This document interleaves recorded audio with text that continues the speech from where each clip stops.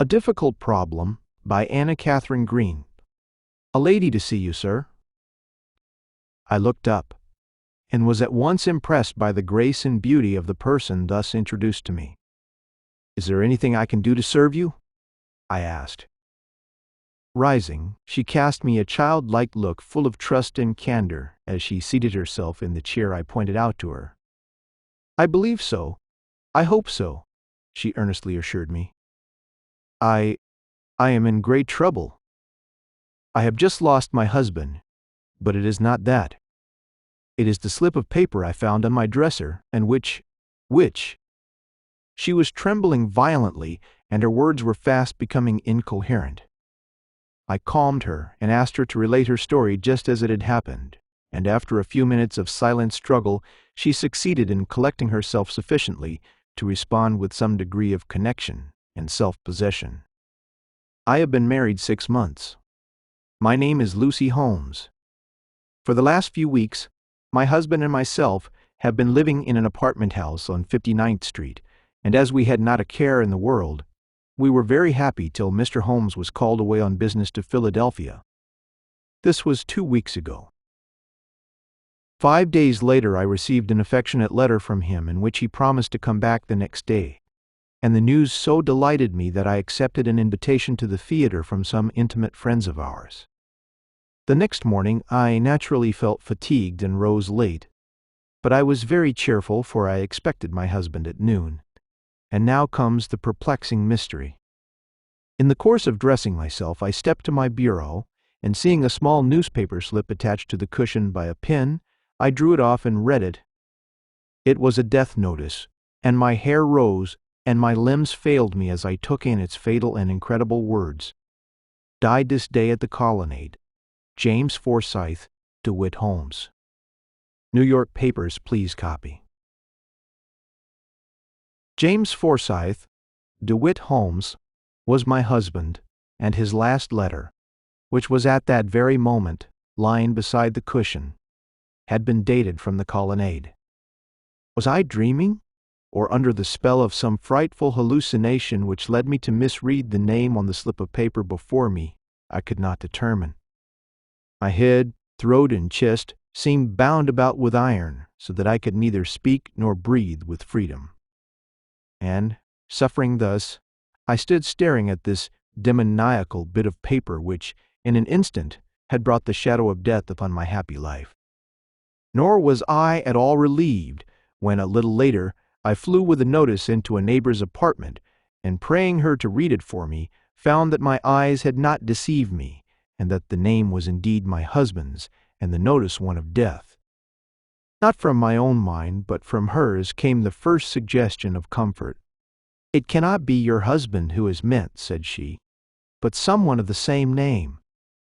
Your husband wrote to you yesterday, and this person must have been dead at least 2 days for the printed notice of his decease to have reached New York.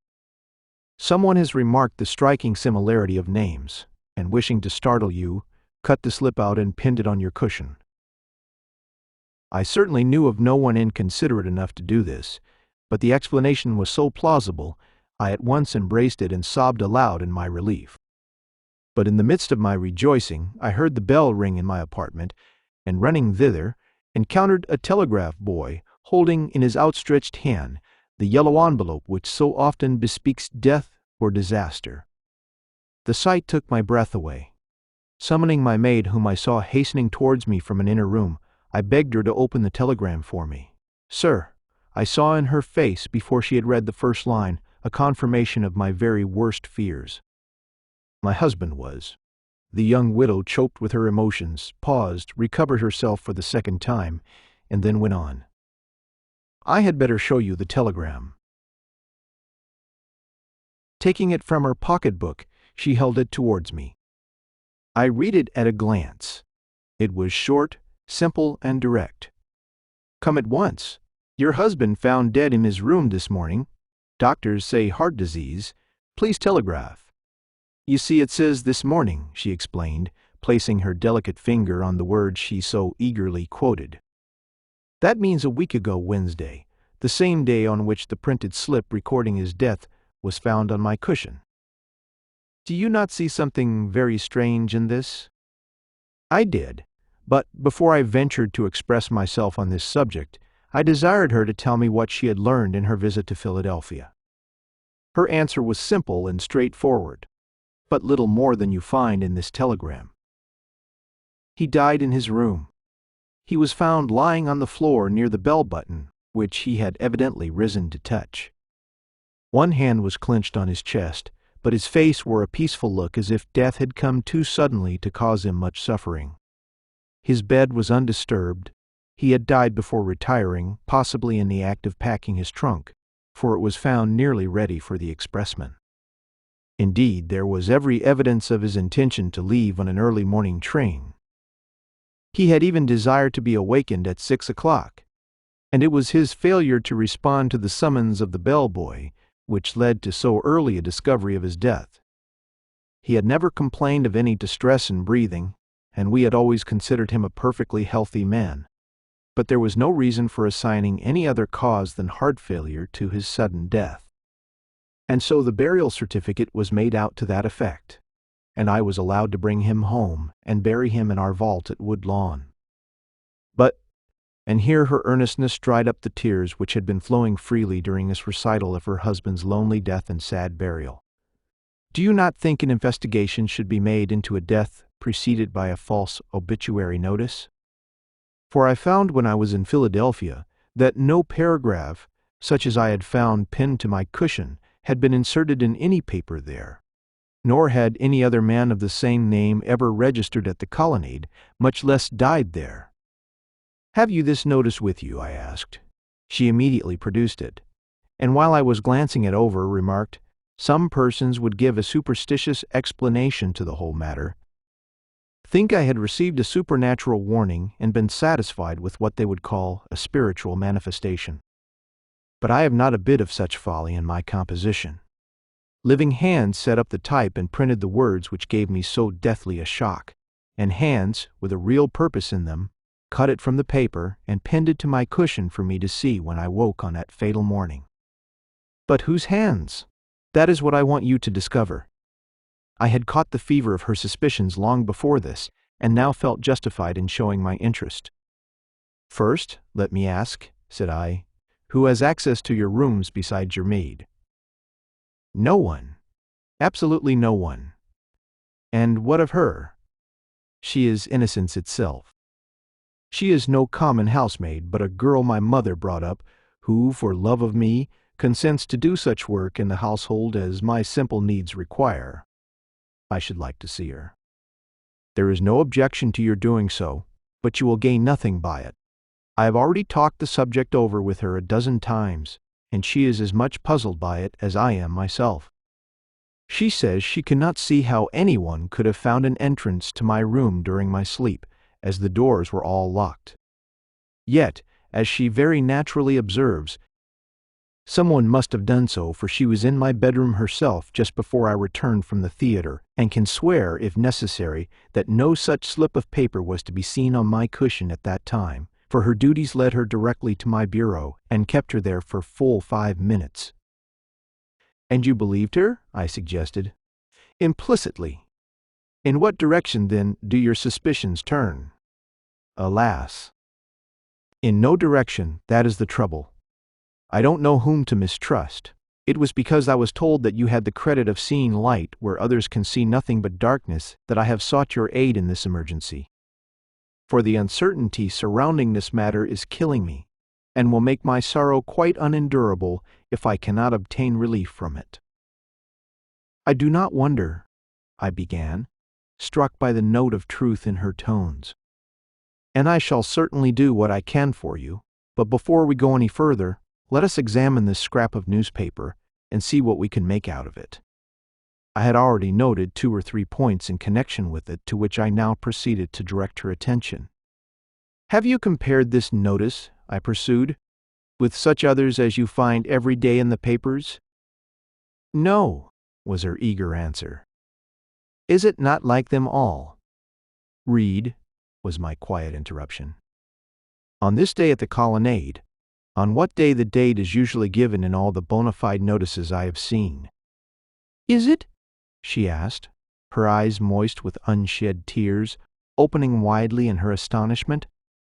Look in the papers on your return home and see, then the print. Observe that the type is identical on both sides of this make-believe clipping, while in fact there is always a perceptible difference between that used in the obituary column and that to be found in the columns devoted to other matter. Notice also, I continued, holding up the scrap of paper between her and the light, that the alignment on one side is not exactly parallel with that on the other, a discrepancy which would not exist if both sides had been printed on a newspaper press. These facts lead me to conclude, first, that the effort to match the type exactly was the mistake of a man who tries to do too much, and secondly, that one of the sides at least, presumably that containing the obituary notice, was printed on a hand press on the blank side of a piece of galley proof picked up in some newspaper office. Let me see. And stretching out her hand with the utmost eagerness, she took the slip and turned it over. Instantly a change took place in her countenance. She sank back in her seat, and a blush of manifest confusion suffused her cheeks. "Oh," she exclaimed, "what will you think of me? I brought this scrap of print into the house myself, and it was I who pinned it on the cushion with my own hands." I remember it now.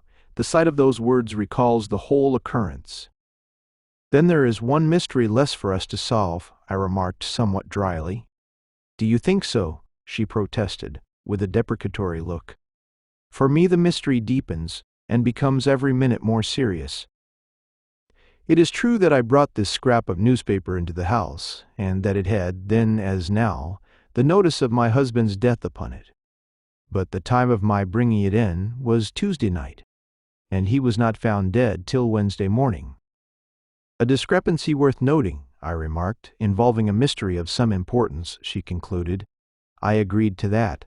"And since we have discovered how the slip came into your room, we can now proceed to the clearing up of this mystery," I observed.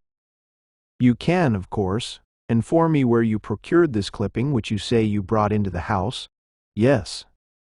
"You may think it strange, but when I alighted from the carriage that night, a man on the sidewalk put this tiny scrap of paper into my hand.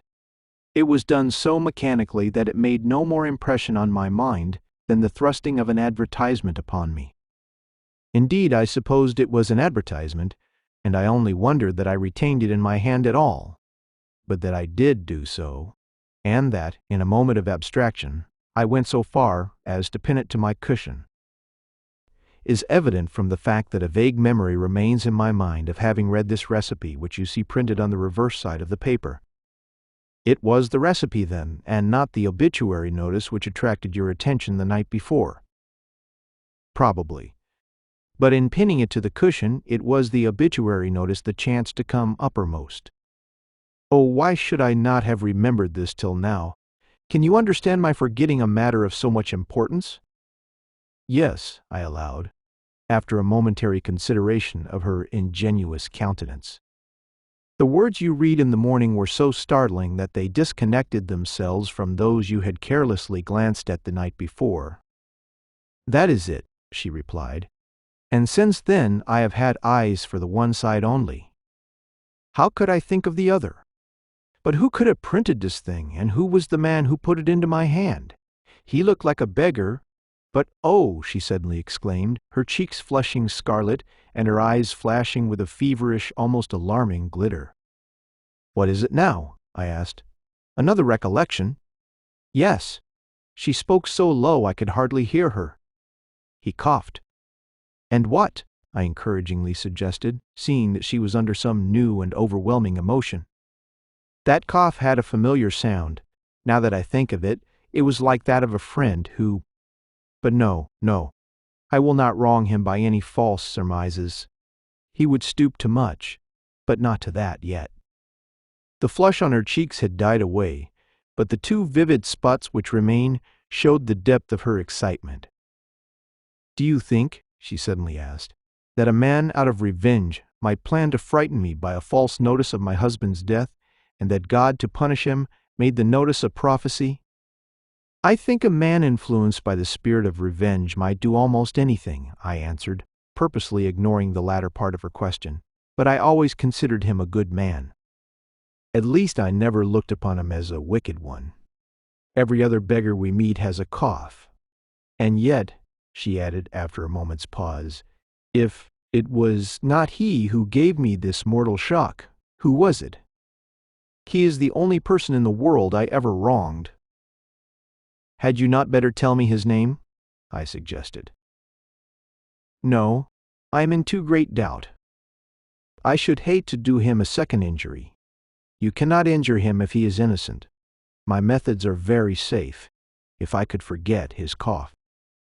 But it had that peculiar catch in it that I remembered so well in the cough of John Graham. I did not pay any especial heed to it at the time. Old days and old troubles were far enough from my thoughts. But now that my suspicions are raised, that low choking sound comes back to me in a strangely persistent way, and I seem to see a well-remembered form in the stooping figure of this beggar. Oh, I hope the good God will forgive me if I attribute to this disappointed man a wickedness he never committed. Who is John Graham? I urged. And what was the nature of the wrong you did him? She rose, cast me one appealing glance, and perceiving that I meant to have her whole story, turned towards the fire and stood warming her feet before the hearth with her face turned away from my gaze.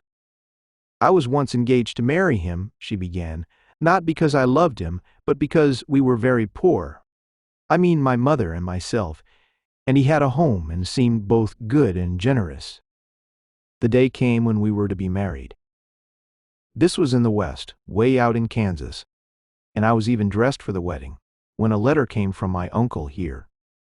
A rich uncle, very rich, who had never had anything to do with my mother since her marriage, and in it he promised me fortune and everything else desirable in life if I would come to him, unencumbered by any foolish ties.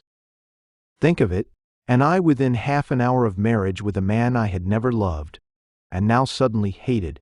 The temptation was overwhelming, and heartless as my conduct may appear to you, I succumbed to it. Telling my lover that I had changed my mind, I dismissed the minister when he came, and announced my intention of proceeding east as soon as possible. Mr. Graham was simply paralyzed by his disappointment, and during the few days which intervened before my departure, I was haunted by his face, which was like that of a man who had died from some overwhelming shock. But when I was once free of the town, especially after I arrived in New York, I forgot alike his misery and himself. Everything I saw was so beautiful. Life was so full of charm, and my uncle so delighted with me in everything I did. Then there was James Holmes, and after I had seen him. But I cannot talk of that. We loved each other, and under the surprise of this new delight, how could I be expected to remember the man I had left behind me in that barren region in which I had spent my youth? But he did not forget the misery I had caused him. He followed me to New York, and on the morning I was married, found his way into the house, and mixing with the wedding guests, suddenly appeared before me just as I was receiving the congratulations of my friends. At sight of him, I experienced all the terror he had calculated upon causing. But remembering at whose side I stood, I managed to hide my confusion under an aspect of apparent haughtiness. This irritated John Graham, flushing with anger, and ignoring my imploring look, he cried peremptorily, "Present me to your husband." And I felt forced to present him, but his name produced no effect upon Mr. Holmes. I had never told him of my early experience with this man, and John Graham, perceiving this, cast me a bitter glance of disdain and passed on, muttering between his teeth, "False to me and false to him. Your punishment be upon you." And I felt as if I had been cursed.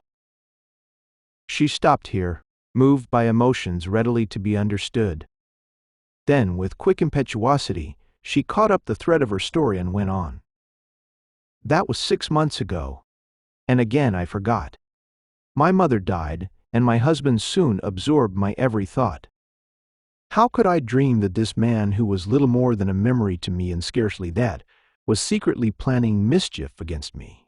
Yet this scrap, about which we have talked so much, may have been the work of his hands. and even my husband's death." She did not finish, but her face, which was turned towards me, spoke volumes. "Your husband's death shall be inquired into," I assured her. And she, exhausted by the excitement of her discoveries, asked that she might be excused from further discussion of the subject at that time. As I had no wish myself to enter any more fully into the matter just then, I readily acceded to her request, and the pretty widow left me. Obviously, the first fact to be settled was whether Mr. Holmes had died from purely natural causes. I accordingly busied myself the next few days with this question, and was fortunate enough to so interest the proper authorities that an order was issued for the exhumation and examination of the body. The result was disappointing. No traces of poison were to be found in the stomach, nor was there to be seen on the body any mark of violence, with the exception of a minute prick upon one of his thumbs. This speck was so small that it escaped every eye but my own. The authorities assuring the widow that the doctor's certificate given her in Philadelphia was correct, he was again interred. But I was not satisfied. Neither do I think she was. I was confident that his death was not a natural one, and entered upon one of those secret and prolonged investigations which have constituted the pleasure of my life for so many years. First, I visited the colonnade in Philadelphia, and being allowed to see the room in which Mr. Holmes died, went through it carefully. As it had not been used since that time, I had some hopes of coming upon a clue. But it was a vain hope, and the only result of my journey to this place was the assurance I received that the gentleman had spent the entire evening preceding his death in his own room, where he had been brought several letters and one small package, the latter coming by mail. With this one point gained, if it was a point, I went back to New York, calling on Mrs. Holmes. I asked her if, while her husband was away, she had sent him anything besides letters, and upon her replying to the contrary, requested to know if, in her visit to Philadelphia, she had noted among her husband's effects anything that was new or unfamiliar to her. For he received a package while there, I explained, and though its contents may have been perfectly harmless, it is just as well for us to be assured of this before going any further. "Oh, you think, then, he was really the victim of some secret violence?" "We have no proof of it," I said. "On the contrary, we are assured that he died from natural causes." But the incident of the newspaper slip outweighs in my mind the doctor's conclusions, and until the mystery surrounding that obituary notice has been satisfactorily explained by its author, I shall hold to the theory that your husband has been made away with in some strange and seemingly unaccountable manner, which it is our duty to bring to light. You are right. You are right. Oh, John Graham! She was so carried away by this plain expression of my belief that she forgot the question I had put to her. "You have not told whether or not you found anything among your husband's effects that can explain this mystery," I suggested. She at once became attentive. "Nothing," said she. "His trunks were already packed, and his bag nearly so. There were a few things lying about the room which were put into the latter, but I saw nothing but what was familiar to me among them. At least, I think not. Perhaps we had better look through his trunk and see. I have not had the heart to open it since I came back." As this was exactly what I wished, I said as much, and she led me into a small room, against the wall of which stood a trunk, with a traveling bag on top of it. Opening the latter, she spread the contents out on the trunk. "I know all these things," she sadly murmured, the tears welling in her eyes. "This?" I inquired, lifting up a bit of coiled wire with 2 or 3 little rings dangling from it. "No. Why, what is that?" "It looks like a puzzle of some kind." "Then it is of no consequence. My husband was forever amusing himself over some such contrivance. All his friends knew how well he liked these toys and frequently sent them to him. This one evidently reached him in Philadelphia." Meanwhile, I was eyeing the bit of wire curiously. It was undoubtedly a puzzle, but it had appendages to it that I did not understand. "It is more than ordinarily complicated," I observed, moving the rings up and down in a vain endeavor to work them off. "The better he would like it," said she. I kept on working with the rings. Suddenly I gave a painful start. A little prong in the handle of the toy had started out and pricked me. "You had better not handle it," said I, and laid it down. But the next minute I took it up again and put it in my pocket.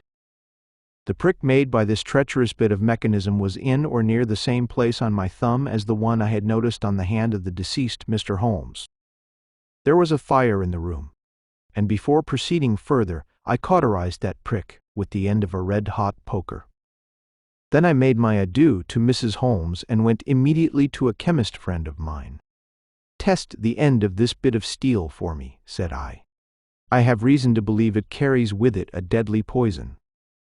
He took the toy, promised to subject it to every test possible, and let me know the result. Then I went home. I felt ill, or imagined that I did, which, under the circumstances, was almost as bad niece day. However, I was quite well, with the exception of a certain inconvenience in my thumb. But not till the following week did I receive the chemist's report. It overthrew my whole theory. He had found nothing, and returned me the bit of steel. But I was not convinced. "I will hunt up this John Graham," thought I, "and study him." But this was not so easy a task as it may appear. As Mrs. Holmes possessed no clue to the whereabouts of her quondam lover, I had nothing to aid me in my search for him, save her rather vague description of his personal appearance and the fact that he was constantly interrupted in speaking by a low choking cough. However, my natural perseverance carried me through. After seeing and interviewing a dozen John Grahams without result, I at last lit upon a man of that name, who presented a figure of such vivid unrest and showed such desperate hatred of his fellows, that I began to entertain hopes of his being the person I was in search of. But determined to be sure of this, before proceeding further, I confided my suspicions to Mrs. Holmes, and induced her to accompany me down to a certain spot on the elevated, from which I had more than once seen this man go by to his usual lounging place in Printing House Square. She showed great courage in doing this, for she had such a dread of him that she was in a state of nervous excitement from the moment she left her house, feeling sure that she would attract his attention and thus risk a disagreeable encounter. But she might have spared herself these fears. He did not even glance up in passing us, and it was mainly by his walk she recognized him. But she did recognize him, and this nerved me at once to set about the formidable task of fixing upon him a crime which was not even admitted as a fact by the authorities. He was a man about town, living, to all appearance, by his wits. He was to be seen mostly in the downtown portions of the city, standing for hours in front of some newspaper office, gnawing at his finger ends and staring at the passers-by with a hungry look that alarmed the timid and provoked alms from the benevolent. Needless to say that he rejected the latter expression of sympathy with angry contempt. His face was long and pallid, his cheekbones high, and his mouth bitter and resolute in expression. He wore neither beard nor mustache, but made up for their lack by an abundance of light brown hair which hung very nearly to his shoulders. He stooped in standing, but as soon as he moved showed decision, and a certain sort of pride which caused him to hold his head high and his body more than usually erect. With all these good points, his appearance was decidedly sinister, and I did not wonder that Mrs. Holmes feared him. My next move was to accost him. Pausing before the doorway in which he stood, I addressed him some trivial question. He answered me with sufficient politeness, but with a grudging attention which betrayed the hold which his own thoughts had upon him. He coughed while speaking, and his eye, which for a moment rested on mine, produced upon me an impression for which I was hardly prepared, great as was my prejudice against him. There was such an icy composure in it, the composure of an envenomed nature, conscious of its superiority to all surprise. As I lingered to study him more closely, the many dangerous qualities of the man became more and more apparent to me, and convinced that to proceed further without deep and careful thought would be to court failure, where triumph would set me up for life. I gave up all present attempt at enlisting him in conversation, and went my way in an inquiring and serious mood. In fact, my position was a peculiar one, and the problem I had set for myself one of unusual difficulty. Only by means of some extraordinary device, such as is seldom resorted to by the police of this or any other nation, could I hope to arrive at the secret of this man's conduct and triumph in a matter which to all appearance was beyond human penetration. But what device? I knew of none, nor through 2 days and nights of strenuous thought did I receive the least light on the subject. Indeed, my mind seemed to grow more and more confused, the more I urged it into action. I failed to get inspiration indoors or out, and feeling my health suffer from the constant irritation of my recurring disappointment, I resolved to take a day off and carry myself and my perplexities into the country. I did so, governed by an impulse which I did not then understand. I went to a small town in New Jersey and entered the first house on which I saw the sign, "Room to Let." The result was most fortunate. No sooner had I crossed the threshold of the neat and homely apartment thrown open to my use than it recalled a room in which I had slept 2 years before, and in which I had read a little book I was only too glad to remember at this moment. Indeed, it seemed as if a veritable inspiration had come to me through this recollection. For though the tale to which I allude was a simple child's story, written for moral purposes, it contained an idea which promised to be invaluable to me at this juncture. Indeed, by means of it, I believed myself to have solved the problem that was puzzling me. And relieved beyond expression, I paid for the night's lodging I had now determined to forego, and returned immediately to New York, having spent just 15 minutes in the town where I had received this happy inspiration. My first step on entering the city was to order a dozen steel coils made similar to the one which I still believed answerable for James Holmes' death. My next to learn as far as possible all of John Graham's haunts and habits. At a week's end I had the springs, and knew almost as well as he did himself where he was likely to be found at all times of the day and night. I immediately acted upon this knowledge. Assuming a slight disguise, I repeated my former stroll through Printing House Square, looking into each doorway as I passed. John Graham was in one of them, staring in his old way at the passing crowd, but evidently seeing nothing but the images formed by his own disordered brain. A manuscript roll stuck out of his breast pocket, and from the way his nervous fingers fumbled with it, I began to understand the restless glitter of his eyes, which were as full of wretchedness as any eyes I have ever seen. Entering the doorway where he stood, I dropped at his feet one of the small steel coils with which I was provided. He did not see it. Stopping near him, I directed his attention to it by saying, "Pardon me, but did I not see something drop out of your hand?" He started, glanced at the seeming inoffensive toy at which I pointed, and altered so suddenly and so vividly that it became instantly apparent that the surprise I had planned for him was fully as keen in searching a one as I had anticipated.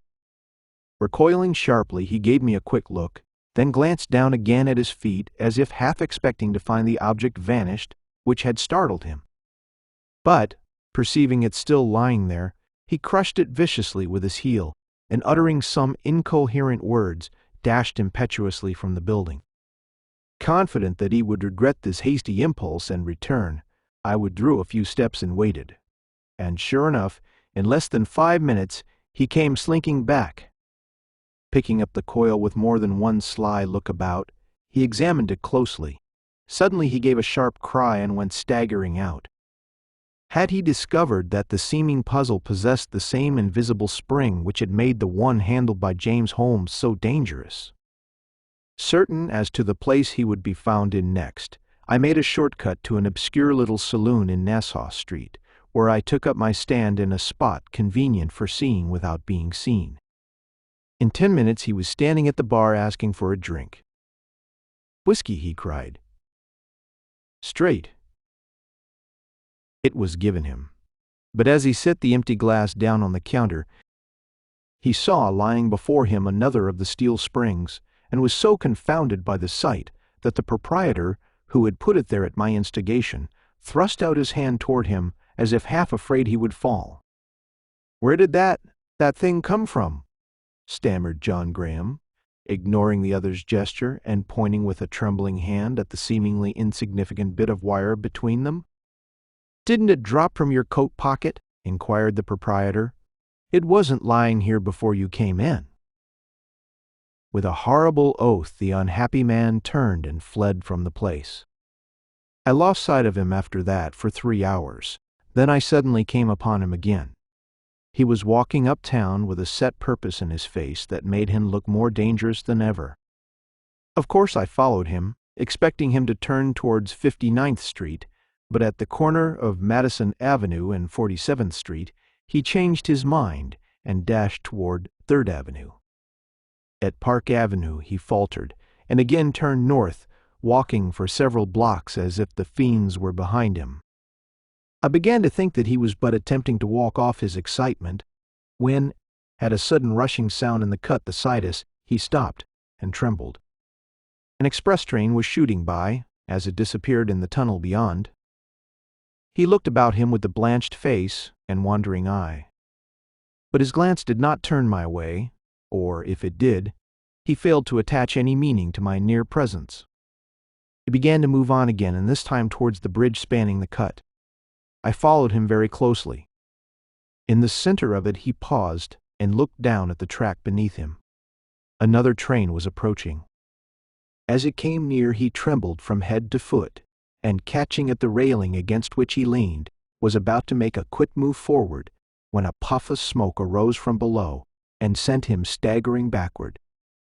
Gasping with a terror I could hardly understand till I saw that the smoke had taken the form of a spiral and was sailing away before him, in what to his disordered imagination must have looked like a gigantic image of the coil with which twice before, on this day, he had found himself confronted. It may have been chance, and it may have been providence, but whichever it was, it saved him. He could not face that semblance of his haunting thought, and turning away, he cowered down on the neighboring curbstone, where he sat for several minutes with his head buried in his hands. When he rose again, he was his own daring and sinister self. Knowing that he was now too much master of his faculties to ignore me any longer, I walked quickly away and left him. I knew where he would be at 6 o'clock and had already engaged a table at the same restaurant. It was 7, however, before he put in an appearance, and by this time he was looking more composed. There was a reckless air about him, however, which was perhaps only noticeable to me, for none of the habitués of this especial restaurant were entirely without it, wild eyes and unkempt hair being in the majority. I let him eat. The dinner he ordered was simple, and I had not the heart to interrupt his enjoyment of it.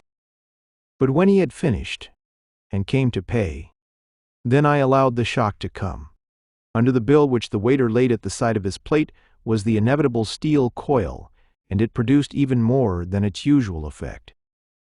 I own I felt sorry for him. He did not dash from the place, however, as he had from the liquor saloon. A spirit of resistance had seized him, and he demanded to know where this object of his fear had come from. No one could tell him, or would, whereupon he began to rave and would certainly have done himself or somebody else an injury if he had not been calmed by a man almost as wild-looking as himself. Paying his bill, but vowing he would never enter the place again, he went out, clay-white, but with the swaggering air of a man who had just asserted himself. He drooped, however, as soon as he reached the street, and I had no difficulty in following him to a certain gambling den where he gained $3 and lost 5. From there he went to his lodgings in West 10th Street. I did not follow him in. He had passed through many deep and wearing emotions since noon, and I had not the heart to add another to them. But late the next day I returned to this house and rang the bell. It was already dusk, but there was light enough for me to notice the unrepaired condition of the iron railings on either side of the old stone stoop, and to compare this abode of decayed grandeur with the spacious and elegant apartment in which pretty Mrs. Holmes mourned the loss of her young husband. Had any such comparison ever been made by the unhappy John Graham as he hurried up these decayed steps into the dismal halls beyond? In answer to my summons, there came to the door a young woman to whom I had but to intimate my wish to see Mr. Graham, for her to let me in with the short announcement, "Top floor, back room, door open, he's out, door shut, he's in." As an open door meant liberty to enter, I lost no time in following the direction of her pointing finger, and presently found myself in a low attic chamber overlooking an acre of roofs. A fire had been lighted in the open grate, and the flickering red beams danced on ceiling and walls with a cheeriness greatly in contrast to the nature of the business which had led me there. As they also served to light the room, I proceeded to make myself at home, and, drawing up a chair, sat down at the fireplace in such a way as to conceal myself from anyone entering the door. In less than half an hour he came in. He was in a state of high emotion. His face was flushed and his eyes burning. Stepping rapidly forward, he flung his hat on the table in the middle of the room, with a curse that was half cry and half groan.